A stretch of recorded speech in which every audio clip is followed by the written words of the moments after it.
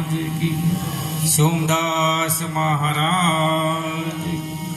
जयताराम महाराज, पधारेला हरिगुरु संत भक्त की। गुरुर ब्रह्मा गुरुर विष्णु गुरुर्देवो महेश्वर, गुरुर साक्षात् परब्रह्मा, तस्मै श्री गुरुवे नमः। तो ध्यान मूलम गुरु मूर्ति, पूजा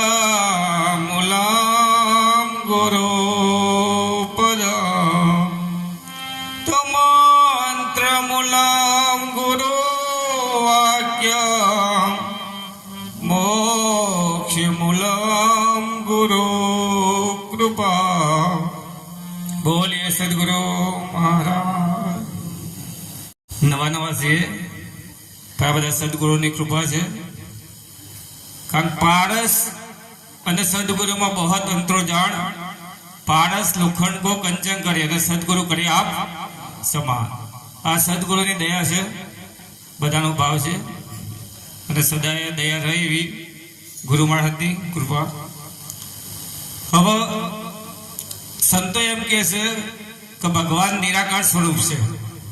પણ જો સાકાર સ્વરૂપ પ્રગટ પરમાત્માના દર્શન કરવા હોય તો આ બધા સંતો છે।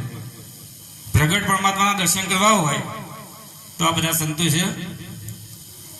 બોલીએ સદગુરુ મહારાજ કી જય। ભજનની બે લીટીઓ બોલું,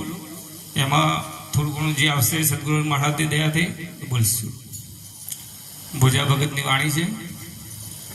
हे जीव जो ने भागिया जागी के ऊंग तने के मयावे, हे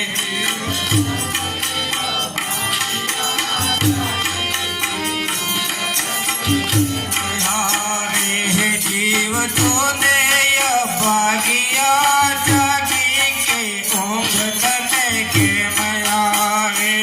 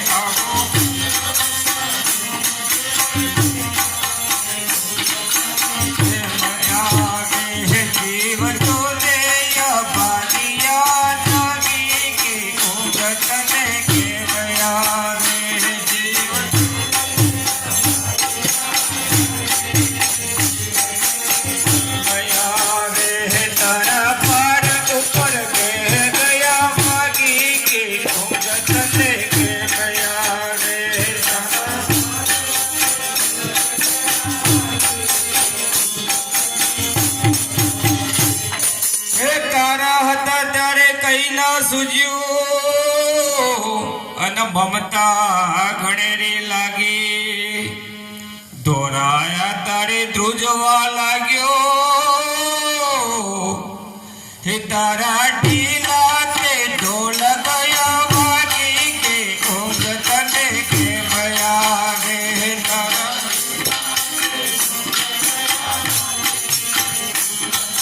के मया गे, जीव जो दे या बागिया जागी के ऊंग तने के मया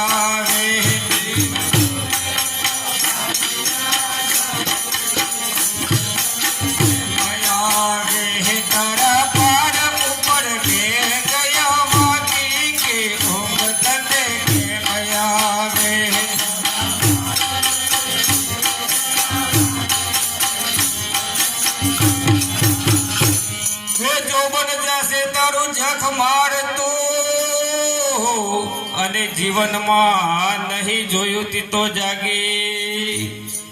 હે જોગન તાવ જશે જખ મારતો અને જરા સતાવાને લાગે જરા એટલે ગઢપણ હે તારા કાયાના ઢીલા એ ઊંઘત તે કે મયાવે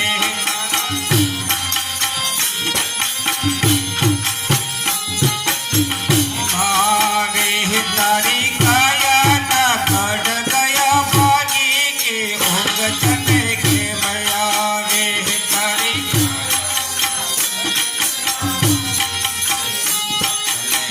મયાવે જીવ તો દેય ભાગિયા જાગી કે ઊંઘત તે કે મયાવે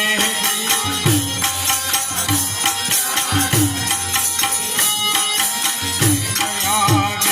તારા પાર ઉપર બે ગયા ભાગી કે ઊંઘત તે કે મયાવે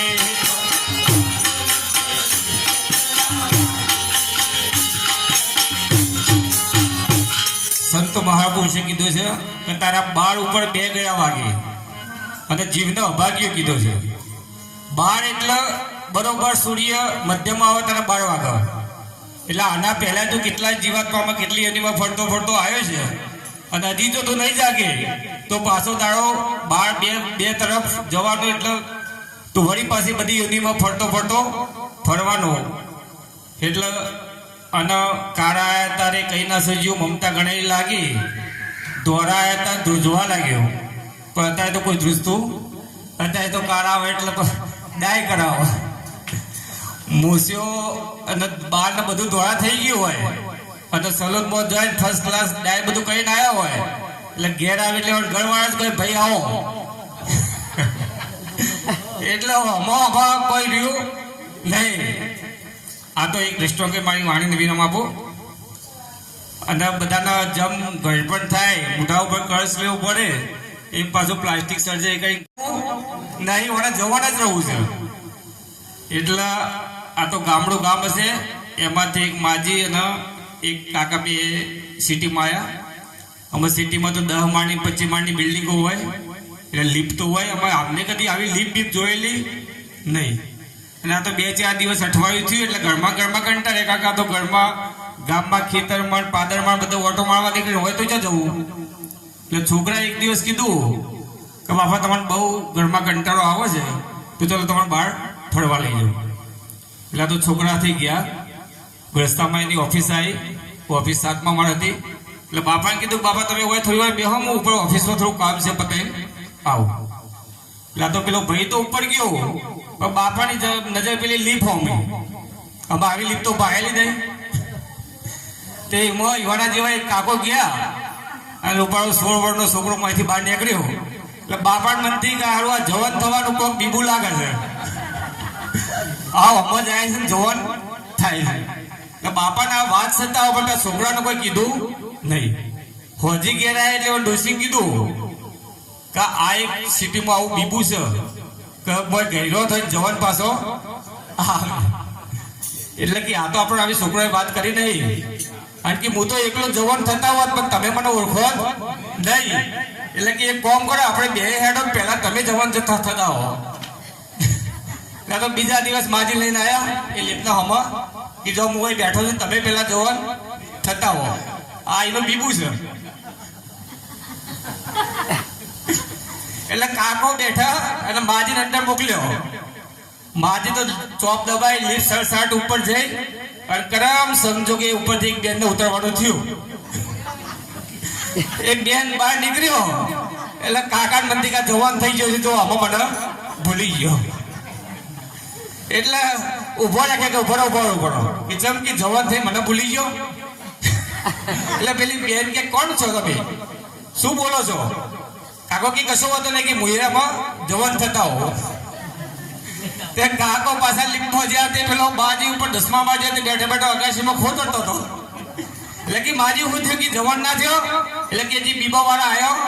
બીબા વાળો જ આવ્યો નહીં એટલે ગંગા સતી પાનભાઈ કીધું સજાતી વિજાતી ને રચાવું પણ બાઈ બીબેરે પાડી દઉં બીજી વાત રે. આપણ ગુરુ મહારાજે બીબાઉ બીજી વાત પાડી દીધી છે. સદગુરુની કૃપા છે, બધા સંતોના ખૂબ આશીર્વાદ છે. બોલીએ સદગુરુ મહારાજ કી જય.